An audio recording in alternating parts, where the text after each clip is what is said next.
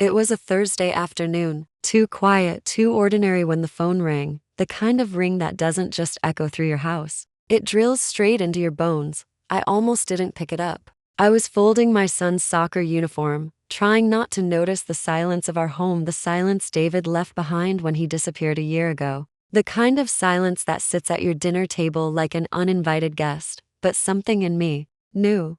When I saw the number blocked, unknown, my breath caught. I pressed the phone to my ear, and then, his voice, low, urgent, terrified. "Take the kids and leave, now."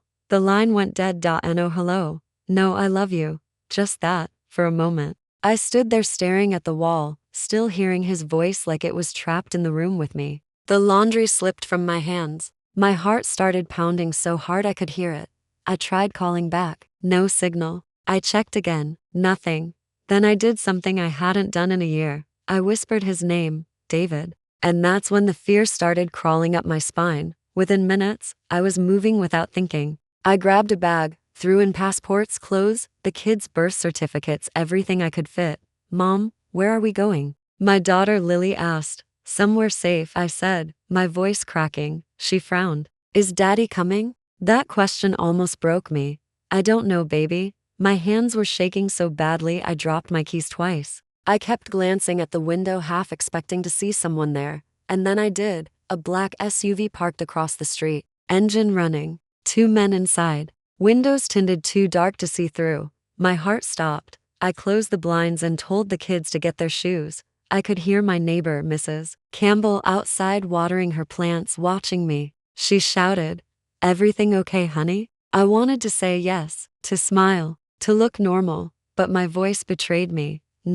No, it's not." She looked startled. "Do you want me to call someone?" "The police," I said without thinking. "Call the police." When the officers arrived, I thought I'd feel safer, but as soon as I told them what happened about the call, the SUV, the warning, they started exchanging looks. "Ma'am," one of them said carefully, "you're telling us your husband, who's been missing for a year, called from an unknown number, and told you to leave?" "Yes," I said. "He works for the government, the CIA."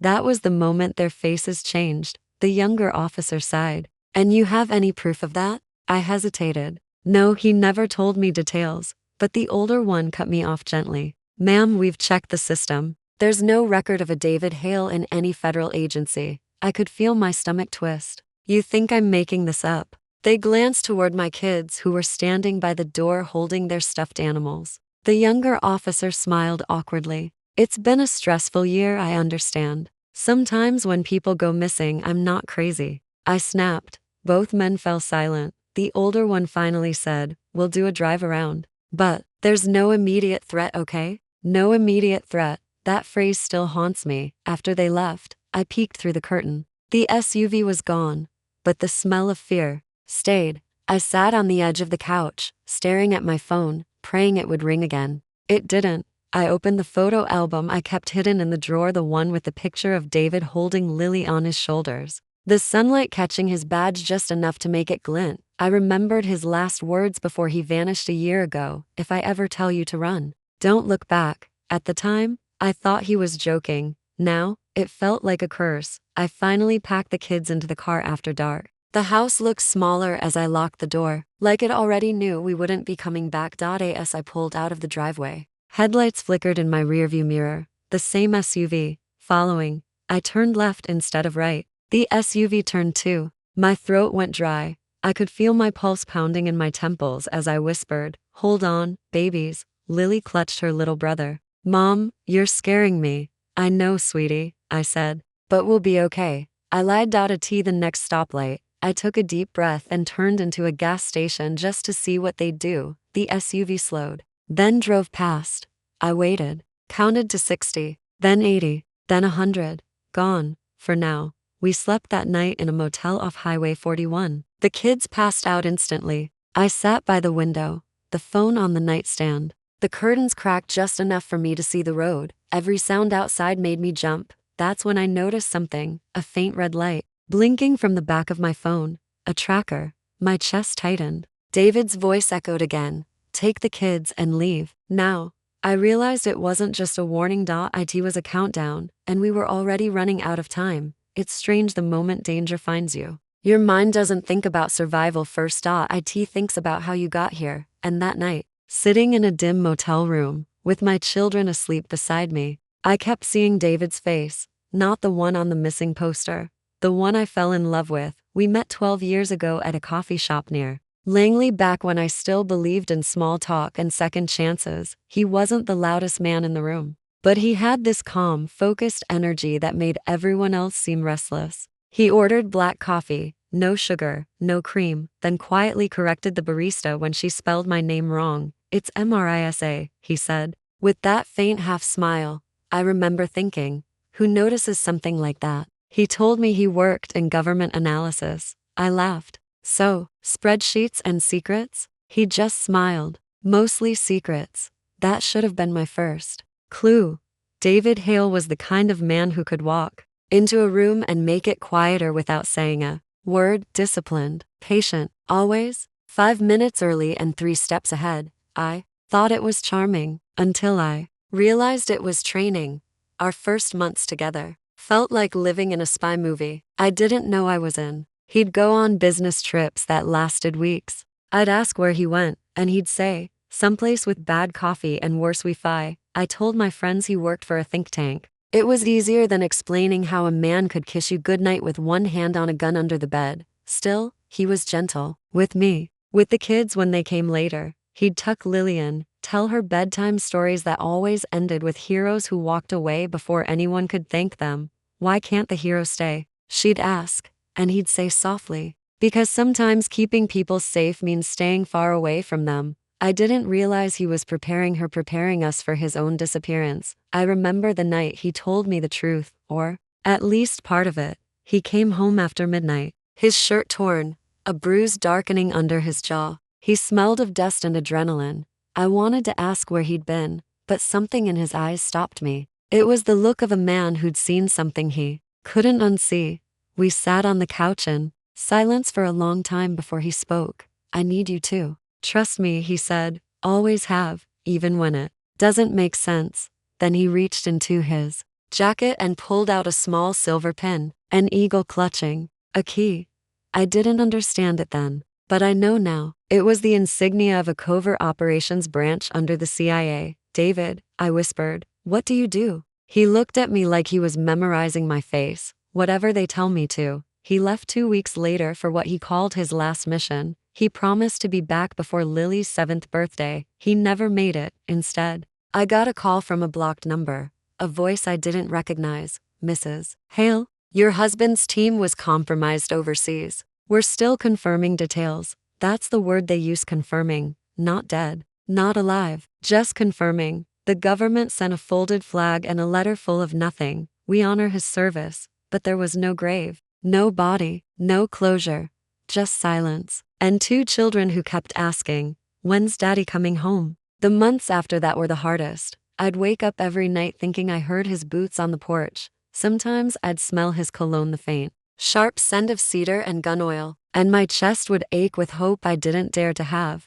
Then one day, a strange thing happened. A package arrived, no return address. Inside was a small notebook, wrapped in brown paper. The first page only said one thing, in David's handwriting. If you ever get a call, don't ask questions. Just run. I didn't understand it then. I thought it was just another message from a ghost I couldn't let go of, until yesterday, until the phone rang, until his voice told me to leave. I sat by the motel window, holding that notebook now. The ink faded, the paper soft from how many times I'd opened it. It wasn't a love letter. It was a map of paranoia. Pages filled with coordinates, numbers, and phrases like stay off main roads and trust no badge without a code. He'd been trying to protect us long before he disappeared. But from who? The thought crept in slow, sharp. What if he wasn't running from enemies abroad? What if he was running from his own agency? Lily stirred in her sleep, clutching her brother's hand. I brushed her hair back and whispered, it's okay. But I didn't believe it. The highway lights flickered through the blinds like gunfire flashes. I found myself scanning the parking lot for shadows that didn't belong. I remembered something else David used to say right before he left on assignments. If I ever have to disappear, I'll find you when it's safe. And if I can't, you'll know why. Now I did. I turned the last page of the notebook. It had a single word written on it, faint, like he'd pressed too hard with the pen: Montana. No explanation, no coordinates, just that word. And suddenly, I knew where we were going, because David once told me that if everything went wrong, if the system turned on him, he'd hide something there, something important enough to die for. I closed the notebook, grabbed the car keys, and whispered a promise into the dark. I'm coming. David, I'll find you. The kids were still sleeping as I started the engine. The rain had stopped. The road ahead looked endless. Somewhere out there, the man I married was either waiting for us or trying to save us from something far worse, and either way, I wasn't turning back. There's a strange peace that comes from running, not because you're safe, but because you've finally accepted you're not. By the time we crossed into Pennsylvania, dawn was crawling across the horizon, painting everything gold and hollow. The kids were asleep in the back seat, their faces soft, unbothered. I envied them. I'd spent years pretending our life was ordinary, that David's absences were business trips, that his silences were just fatigue, that the locked drawer in his office, the one he told me never to open, was just work he couldn't share. But marriage built on secrets isn't really a marriage, it's a cover story, and now I was living inside his. We stopped at a diner just off the interstate. It was one of those places frozen in time, peeling red booths, a jukebox with dust on its buttons, and the faint smell of burnt coffee. As the kids ate pancakes, I slipped my phone into my purse and pulled out David's notebook again. The last page still said Montana, but the earlier ones had faint pencil marks, like codes he'd started to erase. One phrase caught my eye, circled twice: don't trust the badge, trust the signal. The waitress, an older woman with kind eyes, poured my coffee and said, "Rough morning?" I smiled weakly. "Something like that." She pointed at the notebook. "He in trouble?" I froze. "What makes you say that?" She shrugged. "I've seen that look before. The one you have. It's not worry, it's remembering." Remembering. That was exactly what it was. I remembered the night I first realized something about David didn't add up. It was for years ago. He'd been home from a trip, briefing work, he said, and we were celebrating Lily's 5th birthday. Everything was normal. Cake, candles, laughter. But when the doorbell rang, and he saw who it was, his face changed. 2 men in suits. No smiles. "Friends from work?" I asked. He nodded once too fast. They said nothing to me, just handed him a manila envelope. He took it, shut the door behind him, and didn't come back for almost an hour. When he did, he looked hollow, like someone had scooped out all his warmth. That night, after he fell asleep, I checked his jacket pocket. Inside was a small flash drive wrapped in a napkin. Written on it, in black ink, "Hail Contingency 8. I didn't open it. I told myself it wasn't my business, but sometimes I wish I had, because that was the night I stopped being his wife and became part of his mission. Back in the diner, I watched Lily doodle in her notebook while her brother built a tower out of sugar packets. For a second, everything looked normal again, but my heart wouldn't slow down. The bell above the door jingled. 2 men walked in. Suits, quiet, observant. They ordered coffee but didn't drink it. One of them looked directly at me, just long enough to make sure I saw him looking. I felt that crawling sensation again, the one David used to describe as being in the crosshairs. I whispered, "Kids, we're going." But we didn't finish now. I paid in cash and left through the back door, pulling them toward the car. My hands were trembling so hard the keys almost slipped. Before I started the engine, I looked through the rearview mirror. The men weren't following, but one of them was standing by the diner window, watching. Back on the highway, I tried to calm my breathing.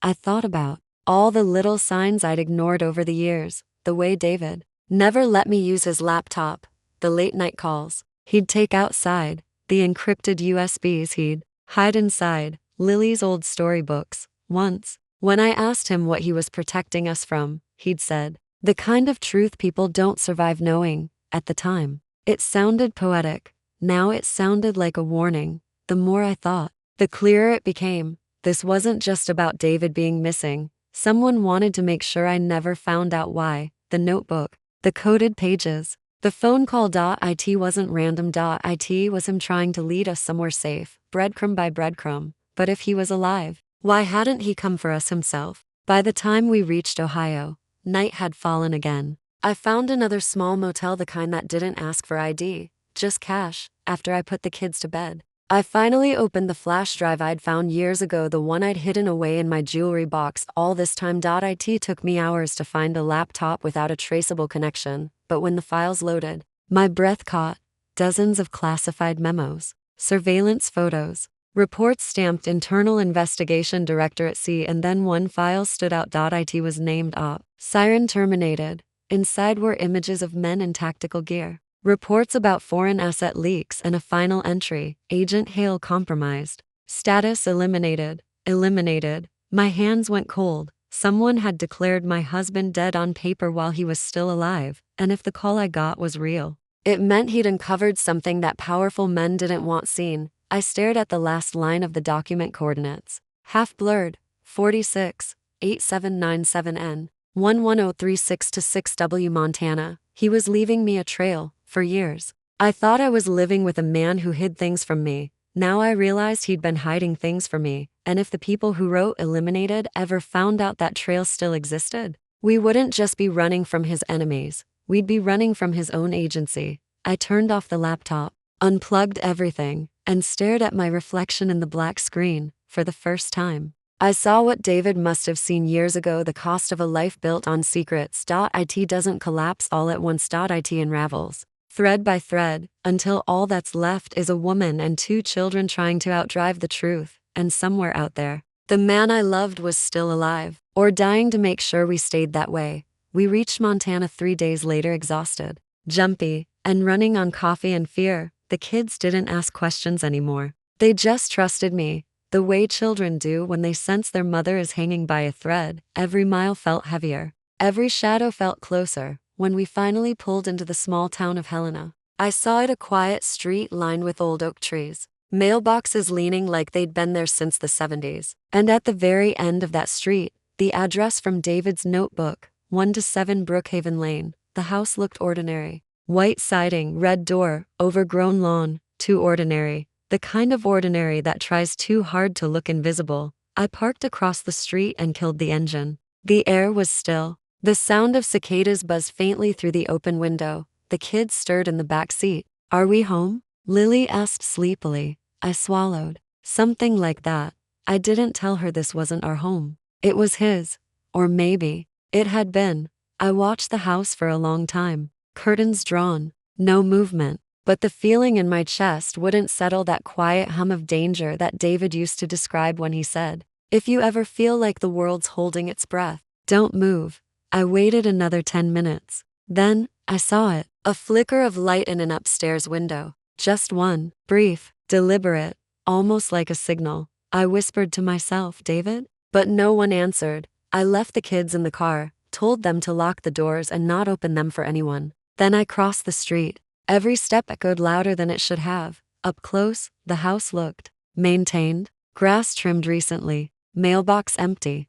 Like someone had been here, just careful not to leave a trace. When I reached the porch, I noticed something odd. A mark carved into the wooden frame near the doorknob: 3 short lines, 1 long dot. It wasn't random. David used to carve the same pattern on camping trips when we were dating. "Field code," he'd said once, jokingly, "means safe house." My stomach turned. I tried the doorknob. Locked. But under the welcome mat was a key taped flat, too clean to have been there long. When I stepped inside, the air smelled faintly of cedar and detergent. The living room was tidy. No dust. A jacket hung neatly by the door. His jacket. I touched the collar, and something inside me cracked. "You're still here," I whispered. I moved carefully through the rooms. Everything looked normal, but too normal. Like a picture staged to convince someone everything was fine. Then in the kitchen, I found it. A burner phone on the counter, still warm. I picked it up. Only 1 contact listed, M, and a single unread message: "If you found this, don't trust anyone." Across the street, I froze. Slowly turned toward the window. Across the street stood a brown house, blinds half open. For a moment, I saw movement: a figure stepping away from the window, pulling the curtain shut. My pulse thundered in my ears. David had always said, "The danger doesn't follow you. It watches first." Whoever was across that street wasn't just watching. They'd been waiting. I closed the curtains, grabbed the phone, and started searching the rest of the house. In the study, behind a shelf of books, I found a safe. It was small, metal, and dusty around the edges, except for the keypad. Clean, recently used. I tried David's old birthday. Nothing. Then Lily's. Denied. Then mine. Denied. I sighed, sat down, and pressed my palms over my face. That's when I remembered something he once said: if I ever disappear, the key to everything will be the day we stopped being just two people. The day we became three. Our wedding anniversary. I entered the date. Click. The safe opened. Inside were files. Dozens of them, and one small flash drive labeled Echo. The top file was marked Sierra Protocol Active Surveillance, and stapled to it was a photo of me outside our old house with the kids, dated just 2 weeks ago. I dropped it, my hands shaking. He hadn't just been watching us, they had, and suddenly, everything clicked. The SUV that followed us, the officers who didn't believe me, the 2 men in the diner, they weren't random. They were part of this, part of the same system David once worked for and had turned against. Then the phone buzzed, a new message flashed on screen. Get out, now. I ran to the window. Across the street, the front door of the brown house opened. A man stepped out. Suit, earpiece, slow, deliberate steps. Another followed. Then another. They weren't here to talk. I sprinted to the car, heart hammering. Kids, buckle up now. Lily's eyes widened. What's happening? Just hold on. I hit the ignition, slammed the gas dot in the rearview mirror. The men broke into a run. One lifted something, a radio, a weapon? I didn't look long enough to find out. The phone buzzed again. They know you have the drive. Then, there's only one place left. The cabin. The word hit me like thunder. The cabin. David's old safe house, the one deep in the forest where we spent one summer before the kids were born. He'd called it our nowhere. And now, it was our last chance. I turned off the main road, tires skidding on gravel, headlights cutting through trees. The kids were crying. Lily clutched her brother. Mom, what's going on? I couldn't answer, because the truth was, I didn't know anymore if we were running towards safety or into the trap David had been trying to escape. That night, as the headlights disappeared behind the trees, I realized something. The man I'd loved had built his life like this house, full of locks, codes, and ghosts. But behind every secret he buried was one truth he couldn't hide forever. Someone, somewhere, wanted to erase us, and whatever was hidden in that drive echo was the reason why. We reached the cabin before sunrise. It stood where the forest thickened, half hidden by pines, wrapped in fog, like it was afraid of being seen. I remembered it differently. Back then, it had smelled of firewood and laughter, of nights where David read to me by lantern light and whispered promises about forever. Now, it smelled like ghosts. The door creaked open easily, and no locks, no alarms. Like he wanted me to find it. Inside, the dust was disturbed in only one place, the kitchen table, and on that table sat a metal briefcase. For a long time, I didn't move, just listened. The forest was quiet, except for the faint hum of cicadas and my own pulse. The kids slept in the car. I couldn't wake them. Not yet. Not until I knew if this place was truly safe. I approached the briefcase. Its surface was scratched, old, but it had one word carved faintly into the steel: family. My hands trembled. The combination lock had been reset, but David was never good at being unpredictable with me. I tried our wedding date. Click. It opened. Inside were papers, photographs, and a small, black-bound notebook. Every page was filled with David's handwriting, precise, controlled, but growing shakier the deeper it went. The first line stopped my heart. If you're reading this, they know who you are now. I sank into the chair, the pages trembling in my hands. He wrote about missions, not the ones the CIA would ever admit existed. Operations run off books, black funding, surveillance on American soil, and one name repeated over and over: Project Echo. He'd found out that Echo wasn't just about enemy tracking. It was about citizen mapping, digital profiling of families connected to field agents' leverage. Insurance, he wrote. They don't retire agents. They recycle their families. My stomach turned cold. Every memory, every dinner with the friendly agents from his office, every random check and call, every time our Wi-Fi dropped at a M. It all clicked. We weren't being protected. We were being monitored. The next pages were darker. He wrote about her, a name I didn't recognize at first. Agent Monroe. He said she'd been sent to audit his files, but David found inconsistencies in her clearances. She was Echo's internal enforcer, the one who cleaned up compromised operatives. And then, one night,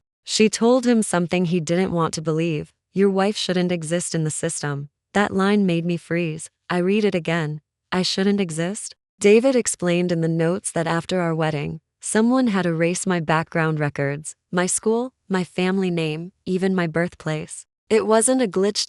It was a protection order authorized by him. He'd wiped me out of the system. Himself. To keep me invisible. My hands shook as I reached the bottom of the briefcase. Under the notebook lay a single manila folder, labeled Family Active Surveillance. Inside were printed photos, all recent. Me, the kids, our home. Every photo was time-stamped, and beneath each timestamp, a location tag. And the most recent one was from 2 days ago, taken at the gas station where we stopped on the way here. Someone had been following us. My knees went weak. I dropped the file onto the table. That's when I heard a faint crack outside, a twig snapping. I rushed to the window, my breath catching. 2 men, black coats, moving slow, coordinated. They weren't lost hikers. The phone. David's burner buzzed on the table. A new message. If they've found you, the line is burned. Use the woods. Head west.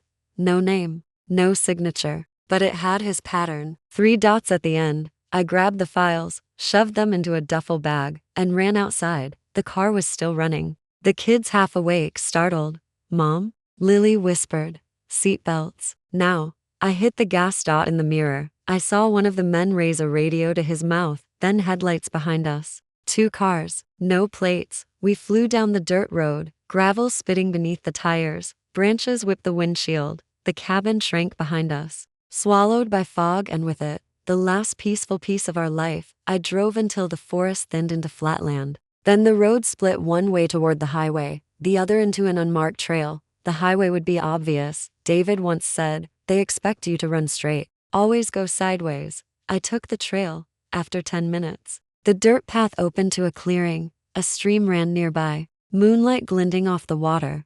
I stopped the car, killed the engine. Silence. For a moment, I thought we'd lost them. Then a spotlight flared behind us. They'd found us. Mom, what's happening? Lily cried. I turned, grabbed the duffel, and said, remember when Daddy said hide and seek was training? We're playing that again. Tears filled her eyes, but she nodded. I held her face. Run to those trees. Stay low. Don't make a sound. She took her brother's hand and ran. Then I did something I never imagined I'd have to. I pulled out the flare gun from the glove compartment. The first car stopped 50 yards behind us. Doors opened. Boots hit the ground. Ma'am, we just want to talk. A voice called out, calm, controlled. I knew that voice. Agent Monroe. Put down the bag. She shouted. Her silhouette appeared in the headlights. Calm, professional, predatory. David's gone, she said. Don't make his mistake. I stepped forward, trembling, the flare gun in my hands. Where is he? She tilted her head. Gone means gone. But if you hand over the files, your children stay off the list. My heart cracked.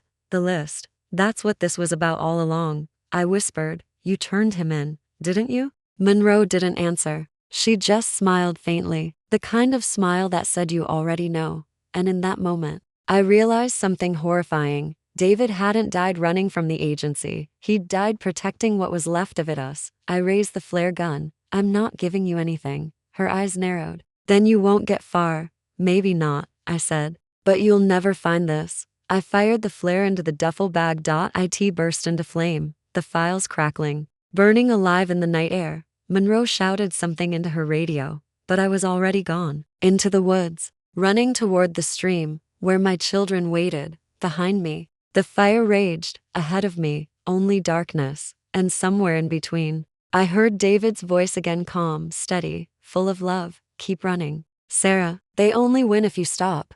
I don't know how long we ran that night. The woods seemed endless, the kind of dark that eats sound, where even your own heartbeat feels too loud. The kids clung to me, barefoot and trembling, but they didn't cry. They knew better. David had taught them that much. When the sirens finally faded behind us, I found an old ranger's shack at the edge of the forest. It was barely standing, cracked windows, mold on the walls, a single metal cot, but it had 4 walls, and that was enough. I locked the door with a broken broom handle and whispered, we're safe for now, But even as I said it, I didn't believe it. The power was out, no electricity, no signal. Only the low hum of the wind pushing through the cracks. I sat by the window, holding the flare gun, watching the tree line. Every shifting shadow looked like movement. Every sound made me flinch. Lily finally spoke. Mom, are we the bad guys? Her voice cracked like something inside her had already grown up too fast. No, baby, I said softly. We're just the ones who know too much. She nodded like she understood, but her eyes said she wished she didn't. Hours passed. I tried the burner phone again, dead. The battery had drained. Maybe jammed remotely. David used to call that the blackout phase. When the agency cuts all access before a cleanup, which meant they weren't done, they were repositioning. I thought of Monroe's words. They don't retire agents. They recycle their families. Recycling. What a gentle word for erasing lives. By midnight, the temperature dropped. I wrapped the kids in my jacket and checked the window again. That's when I saw it, a faint light flickering through the trees. Not headlights. Too dim. Too steady. A lantern. And it was moving closer. I grabbed the flare gun and whispered, quiet. No matter what happens, stay under the cot. They obeyed. The light stopped just outside the window. Then a voice, low, tired, almost familiar, called softly, Sarah. My breath hitched. It couldn't be. I stepped closer, peering through the dirty glass, and there he was, David. He looked thinner, older, his face half shadowed, half burned from the flare's glow still lingering on his skin. His eyes were sunken, haunted, but it was him. I opened the door before reason could stop me. He stepped inside, closing it quietly behind him. Neither of us spoke at first. We just stood there, staring, like two people who had seen ghosts and found them wearing familiar faces. You're alive, I whispered. He gave a faint smile. For now, I wanted to hug him, to scream, to hit him for making me believe he was gone, but all that came out was a single trembling question. Why didn't you tell me? He sighed, running a hand over his beard. Because if I had, they'd have watched you. They'd have tagged your phone, your car, your heart rate. You'd be bait. They were already watching me, David. They were watching the kids. His face tightened with pain. I know. That's why I left. I had to make them think I was the leak. I stepped back. You framed yourself? He nodded. To buy you time. The words hit like a punch. I wanted to hate him for it, but I couldn't, because in his eyes, beneath all that guilt and exhaustion, I saw the same man who once wrote me love letters on napkins in war zones. He took my hands, his fingers trembling. Sarah, listen to me. Monroe doesn't work for the CIA anymore. Echo went private. They're selling profiles now to anyone who pays. They have everything on us. On the kids. I felt the floor drop from beneath me. So what do we do? He handed me a small flash drive. This has the original list. Everyone involved. If we can leak it, the project dies. I shook my head. We'll never make it out alive. He smiled faintly. Maybe not, but you and the kids can. I realized what he meant before he even said it. No, Sarah, no, David. You don't get to die twice. He stepped closer, voice low, steady. They've already marked me. But you can still disappear again. There's a safe house near the state line. Remember the diner we stopped at after your mother's funeral? There's a number carved under the third booth. Call it. He paused. They'll know the name, Raven. Tears blurred my vision. I can't do this again. You can, he said softly. Because you're stronger than the agency ever was. Before I could answer, the lights outside snapped on, dozens of them. Flashlights, headlamps, red dots sweeping across the walls. David's face went pale. They found us. The hum of generators filled the night. I saw black vans through the cracks in the window. No markings, but I didn't need them. It was Echo. David turned to me. Calm now. Too calm. Take the kids out the back. Follow the stream. Don't stop.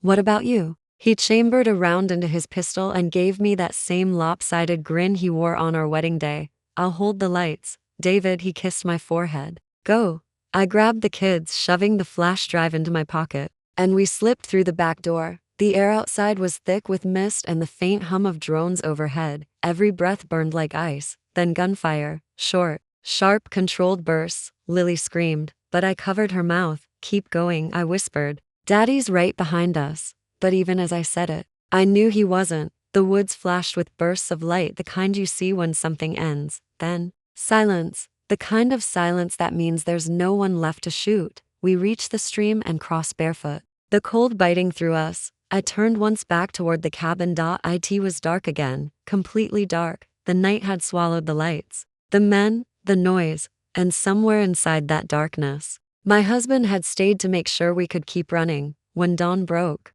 I found an old road sign near the woods, state line to miles. I held my children close, their faces streaked with dirt, their eyes wide, but still alive. Mom? Lily asked. Where's Daddy? I looked toward the trees, the smoke rising faintly in the distance. Then I said the only thing I could. He turned the lights off for us, and for the first time since that phone call, I let myself cry, not from fear, but from the weight of everything he'd done to keep us invisible. Morning came slowly that day, like even the sun was too afraid to rise. The forest was quiet, heavy with smoke that drifted from somewhere far behind us. Every breath carried the metallic scent of burnt pine and gunpowder. I held my children close, my hands still trembling from the night before. I didn't tell them that their father wasn't coming. Not yet, because some truths needed to be told in the right kind of silence. The flash drive, the one David had given me, was still in my pocket, cold, heavy, like it knew what it carried. By noon,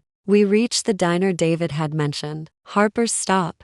It looked abandoned. A cracked sign swung lazily in the wind, and dust coated the windows, but the bell above the door still worked. I stepped inside, the kids trailing behind me. Everything looked frozen in time. Menus faded on the wall, half-empty ketchup bottles on the tables, a jukebox that hadn't played a song in years. And then I saw at the third booth. We slid in. I reached under the table, my fingers brushing along the wooden underside until I felt it, something carved deep into the grain, a number, and beneath it, one word: Raven. I dialed the number on the diner's old landline. It rang twice before a voice, low, calm, genderless, answered. Raven? I swallowed. David sent me. Silence. Then, name, Sarah Miller. A short pause. Verification phrase. I froze. David never told me one. But then I remembered the night before deployment, the last thing he whispered to me before boarding the plane. Family is the mission. I said it aloud. The voice softened. Understood. A long breath. Then, you need to get off the grid. There's a safe house 40 miles north, near the old airfield. Wait there for contact. Do not use any electronic device except this line. Then, the click of disconnection. I sat there, staring at the phone, my reflection in the dusty window, a woman who no longer knew if she was a wife, a widow, or just a name on a list. We drove for hours. The kids slept in the back seat, their small heads leaning together. When we reached the airfield, I saw it, a small farmhouse tucked beneath the trees. Quiet, ordinary. A note was pinned to the door. It had no signature, just a single line, for her eyes only. My hands shook as I opened the door. Inside was a radio, a single power cable, and a plain white envelope. The handwriting on it stopped my breath. David's. I sat down on the floor, the kids sleeping upstairs, and opened it. Inside were two things: a folded letter and a memory card taped to the corner. The letter read, if you're reading this, it means I didn't make it. But don't let them turn my death into a file. Let it mean something. You were never supposed to be part of this, Sarah. You were the reason I believed in something outside of duty. I tried to protect you by keeping secrets, but that only made you live inside them. Project Echo was built on one lie: that loyalty can be engineered, that families are just leverage. But they were wrong, because the moment I chose you over them, they lost control. The flash drive has everything: the names, the funding trails, the command orders. Leak it to the public and Echo dies. But if you do, you'll never live in the light again. You'll have to disappear. For good. Tell Lily and Adam that their father loved them enough to become the villain they think he was. One day they'll understand that sometimes doing the right thing doesn't mean surviving it. If you ever doubt yourself, listen. You'll find me there. There was no signature, just a smudge, like a fingerprint pressed into ink. I stared at the memory card. My mind screamed don't, but my heart pressed play. The radio crackled to life, static whispering through the air. Then his voice filled the room. It was shaky, recorded in a hurry, but it was him. Hey, Sarah, I don't know if this will reach you. I guess this is my way of saying goodbye without really leaving. He laughed softly. Remember that summer at the lake? When the power went out, and we just lay there under the stars? You said you'd never felt safer. That's what I want you to keep. That feeling. His tone changed, lower, deliberate. If Echo finds this message, they'll erase it. But if you hear it, it means they didn't win. You didn't just survive, Sarah. You beat them. I pressed my hand over my mouth, tears blurring everything. Promise me you'll keep going. Don't run from the light. You deserve to be seen. And tell the kids. Their dad wasn't a ghost. He was a man who finally came home. The recording ended with a faint breath and silence. I sat there for a long time, listening to the static. The radio light flickered softly, glowing like a heartbeat that refused to stop. Outside, dawn was rising again, brighter this time, cutting through the fog, warming the frost off the window. Lily stirred upstairs, murmuring something in her sleep. Adam laughed faintly, a sound that almost broke me, and for the first time since that night, I realized David had given me something more than safety. He'd given me purpose. I took the flash drive from my pocket, held it to the light, and whispered, "For all the families they buried in silence." Then I plugged it into the radio transmitter and hit upload. The bar began to fill slowly, painfully. 1, 10%, 40. Outside, a drone hummed in the distance. They were coming. I didn't move. When it hit 100%, the radio light turned green, and somewhere in the distance, I swear I heard his voice again, calm, steady, proud. Mission complete. That night, I burned the letter, not out of grief, but to let him go. The ashes drifted through the air, carried by the same wind that once brought us together, and as they disappeared, I finally said the words I hadn't been able to since that phone call. Goodbye, David. Then I turned off the radio, took my children's hands, and stepped into the sunrise, ready to live the life he died to protect.